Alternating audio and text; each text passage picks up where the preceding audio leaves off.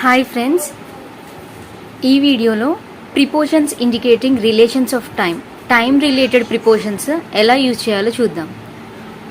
On, at, in ఎప్పుడు use చేయాలో మనకు చాలాసార్లు డౌట్ క్రియేట్ అవుతూ ఉంటుంది, కన్ఫ్యూజ్ అవుతూ ఉంటాం. ఆన్ ఎప్పుడు యూజ్ చేయాలంటే డేస్ చెప్పడానికి, డే ప్లస్ అది మార్నింగ్, ఆఫ్టర్నూన్, ఈవినింగ్ అని మెన్షన్ చేయడానికి పర్టిక్యులర్గా, డేట్ ముందు, స్పెషల్ డే ముందు ఆన్ యూజ్ చేస్తాం. See for example, on Friday, on Monday morning, on Sunday night, on the 16th of March, on Christmas day.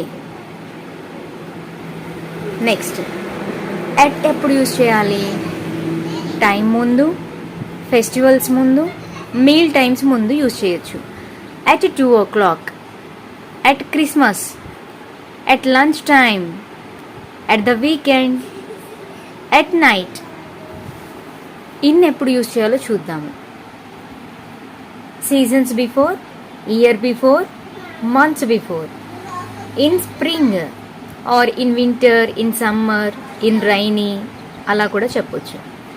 In 1947, year before in August month, in the morning, in the evening ఇలా మనం చెప్తూ ఉంటాం. Thanks for watching this video friends.